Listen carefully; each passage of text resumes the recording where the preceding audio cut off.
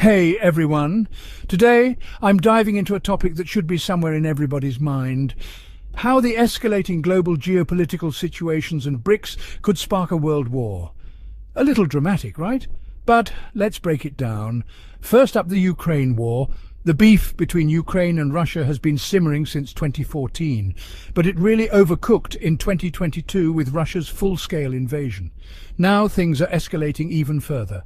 The United States has given Ukraine the green light to use longer-range missiles to strike within Russia, not just the front lines.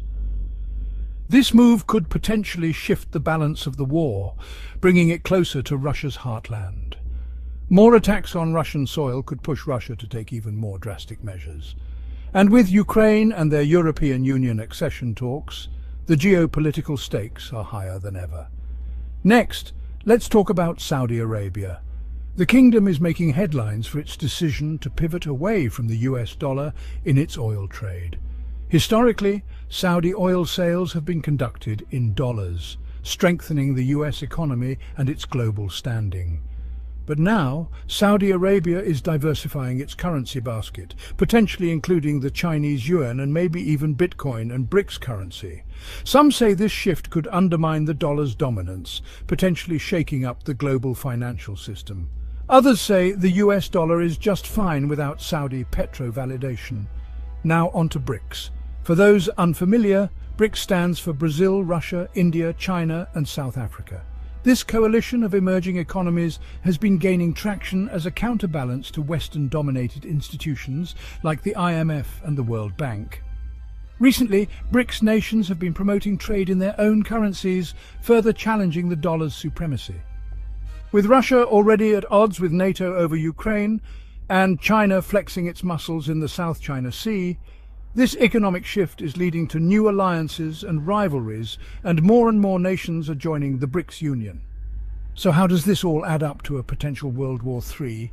Well, each of these issues on their own might not be enough to spark a global conflict, but together they create a dangerous cocktail of economic, military and political tensions. Think of it like a stack of dominoes. The Ukraine-Russia war is one domino. Saudi Arabia's shift in oil trade is another. BRICS challenging the dollar is yet another. If one falls, it could set off a chain reaction. Imagine this scenario. Ukraine, bolstered by Western weaponry, escalates its attacks inside Russia, prompting a severe Russian retaliation.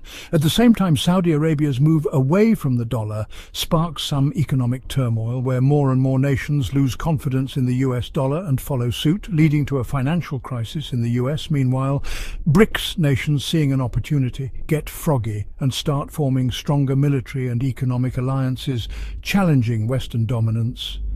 This trifecta of crises could pull in countries from all over the world, each with their own alliances and interests. It seems like a complex web of cause and effect, but some say it's simple gang rules. You side with the op, you get dropped with the op. If so, sanctions will fly. One thing's for sure. The decisions made by world leaders in the coming months and years will be crucial in determining whether we can navigate these challenges peacefully or whether we might find ourselves on the brink of a new global conflict. Thanks for tuning in.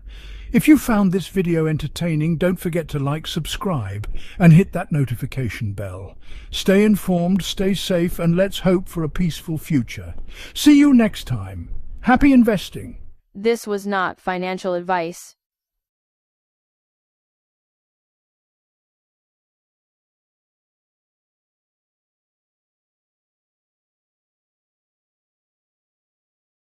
Hey everyone, it's time to dive into something pretty intense today. Ever wondered if we're actually funding our own demise?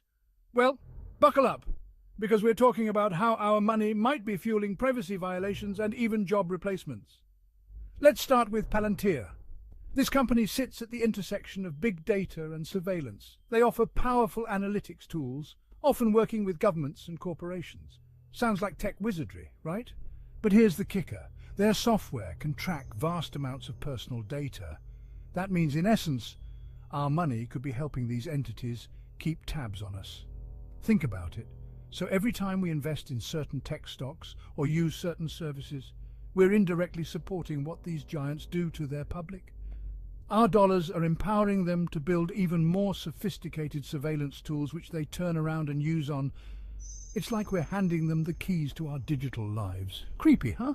Now let's shift gears to Tesla's Optimus robot. This humanoid robot is designed to perform tasks that are repetitive, dangerous, or boring for humans.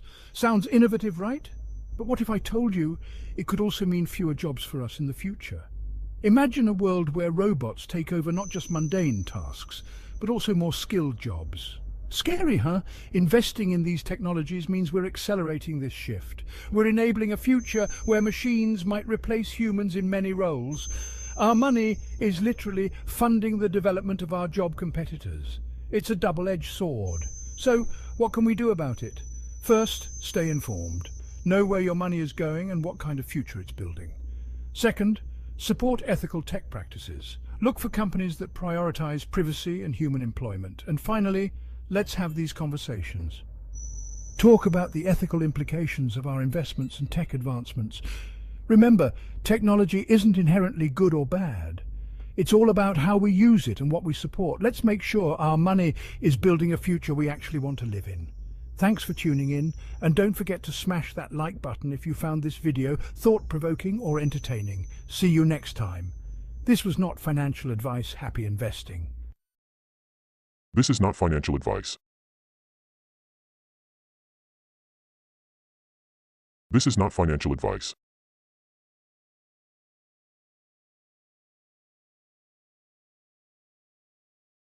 If you don't like missing out but still want to invest smartly, then you need to know about bank buybacks. So what's the deal with bank buybacks? Simply put, a buyback is when a company repurchases its own shares from the market. Banks are doing this because they've made solid profits and have cash to spare. For investors, this is exciting news. When banks buy back shares, the total number of shares available decreases. This often boosts the value of the remaining shares. Translation: your shares could be worth more, but wait, there's more. Buybacks can also signal that the bank believes in its own growth and stability. It's a confidence booster for current and potential investors. So if you're looking to invest smartly, keep an eye on these bank buybacks. They could be your ticket to higher returns and a stronger portfolio. Investing always comes with risks, so do your research and consider your options wisely. This was not financial advice. Until next time, happy investing. This was not financial advice.